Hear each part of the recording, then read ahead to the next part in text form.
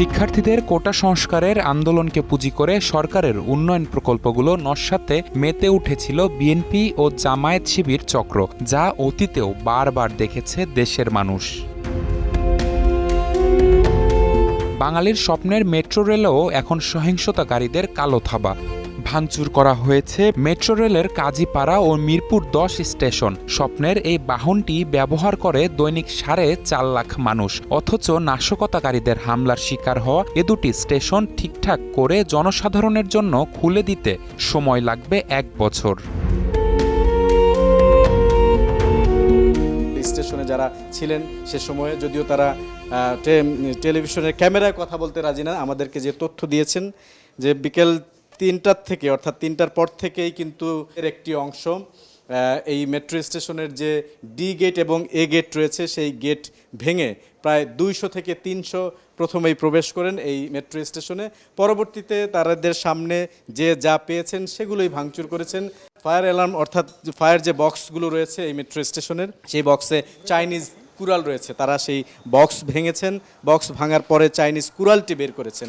Chinese কুড়াল দিয়ে তারা এখানে যতগুলো কক্ষ রয়েছে সেই কক্ষতে গ্লাসের যে জানালা বা দরজাগুলো রয়েছে সেগুলো কিন্তু তারা একে একে ভেঙেছেন।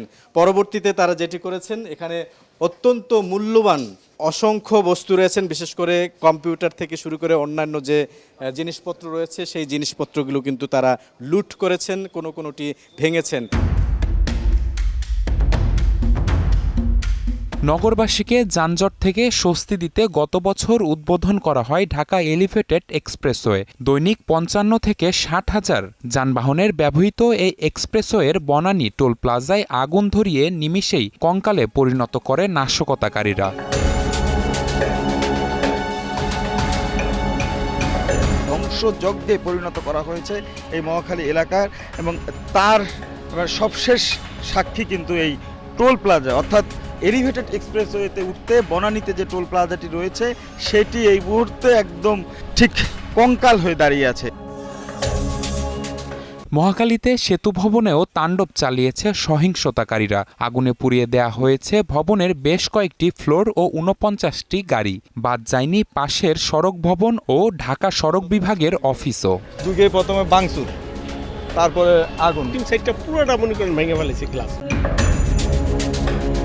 এখানে দাঁড়িয়ে আমরা যতটুকু দেখতে পাচ্ছি তাতে কিন্তু আসলে যে ভয়াবহতা, পুরো একদম বলা যায় যে ধ্বংসযজ্ঞে পরিণত হয়েছে পুরো ভবনের এই পাশটা। এই পুরো এলাকায়, এই পুরো পার্কিং জুড়ে 49টি গাড়ি তাদের রয়েছে, এবং গাড়িগুলো আসলে বলা যায় এই মুহূর্তে একদম ঠিক কঙ্কাল হয়ে গেছে। এই এলাকা যে একদম বলতে গেলে ম্যাসাকার করে দিয়ে গেছে এই হামলাকারীরা। মহাখালীর দুর্যোগ ব্যবস্থাপনা ভবনে আগুনের ঘটনায় ব্যাপক ক্ষতিগ্রস্ত হয় ব্রডব্যান্ড ইন্টারনেট সঞ্চালন লাইন। এরপর থেকেই বন্ধ ব্রডব্যান্ড সেবা। সেই রেশ না কাটতেই নতুন করে উত্তরা, বাড্ডা, মোহাম্মদপুর ও যাত্রাবাড়ি সহ রাজধানীর বিভিন্ন এলাকার সঞ্চালন লাইন কেটে ফেলে নাশকতাকারীরা। এর আগে থেকে সীমিত এবং সাময়িক বন্ধ আছে 4G কাভারেজ। ইন্টারনেট সেবাদাতাদের সংগঠন আইএসপিএবি বলছে, আইআইজি থেকে আইএসপিদের সরবরাহ করা দৈনিক 3000 জিবিপিএস ব্যান্ডউইথের পুরোটাই বন্ধ আছে। মহাখালী এলাকায় লাইনগুলো কাজ সম্পন্ন করতে পারিনি, লোকাল কিছু বাধার সম্মুখীন হচ্ছে। বিটিআরসি বলছে দ্রুত ইন্টারনেট সেবা চালু করতে কাজ চলছে। এদিকে ইন্টারনেট বন্ধ থাকায় বিভাগে পড়েছেন ফ্রিল্যান্সাররাও। অ্যাপের মাধ্যমে বন্ধ আছে মোবাইল ব্যাংকিং সেবাও।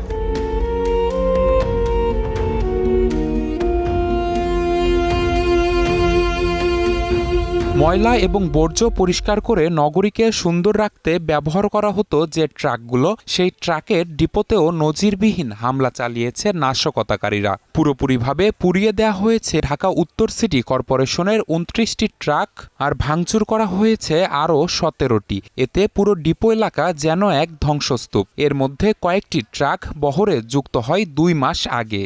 একটি ময়লার গাড়ির ট্রাকের চাকার পেছনের অংশে যদি আমি দেখি যে এখনও কিন্তু এখান থেকে ধোঁয়া উঠছে এবং এর তাপ কিন্তু বলে দিচ্ছে যে আসলে এর ভয়াবহতা আসলে কি রকম ছিল। এরকম হামলা চালানো হয়েছে এবং নাশকতাকারীরা আসলে এই পুরো ডিপোটি ধ্বংস করার জন্যই কিন্তু আসলে তারা যে হামলা চালিয়েছে এটি কিন্তু আসলে সংশ্লিষ্ট যারা রয়েছেন তারা কিন্তু বলছেন। ওই ওয়াল দিয়ে টপকে যখন লাঠি ছড়া নিয়ে আসে আইসা তখন তারা গাড়ির গ্লাসগুলো ভাঙে। পরে এর ভিতরে দেখি গাড়িতে আগুন ধরে দিছে, এই 3টা গাড়িতে সিরিয়াল 3টা গাড়িতে আগুন ধরে দিছে।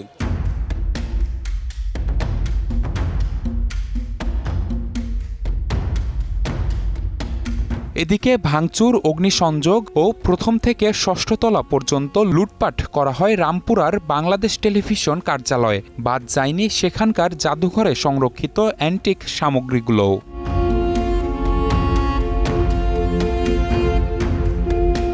দুর্বৃত্তরা বিভীষিকাময় একটি সময় উপহার দিয়েছে বাংলাদেশ টেলিভিশনকে এবং টেলিভিশনের সকল কর্মকর্তা কর্মরতদের। আমি একটু দেখাতে চাই, বাংলাদেশ টেলিভিশনে যখন দুর্বৃত্তরা আঘাত হানে তখন তারা বিভিন্ন জিনিস ভাঙচুর করার সাথে সাথে এই কোণার যে রুমটি রয়েছে এটি ছিল বাংলাদেশ টেলিভিশনের সিসিটিভি সার্ভার রুম, অর্থাৎ সারা টেলিভিশন জুড়ে যা যা কিছুই সিসি ক্যামেরায় রেকর্ড হতো তা সংরক্ষিত হতো এখানে। এবং তারা এসে এমনভাবেই এই রুমটি ভাঙচুর করে এবং প্রতিটি সার্ভারের জিনিস এমনভাবেই তারা ধ্বংস করে যাতে কে বা কারা কিভাবে এই বিটিভিতে হামলা করেছিল, কিভাবে এত ক্ষতি সাধন করেছিল তার কোনো অস্তিত্বই আর বা তার কোনো প্রমাণই আর যেন কেউ খুঁজে না পায়।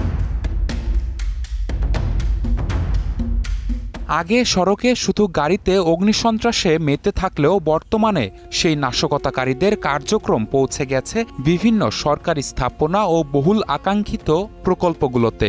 তাই জনসাধারণের প্রশ্ন, বাংলাদেশের অগ্রযাত্রায় বাধা হয়ে কি ফায়দা লুটতে চাচ্ছে বিরোধীরা?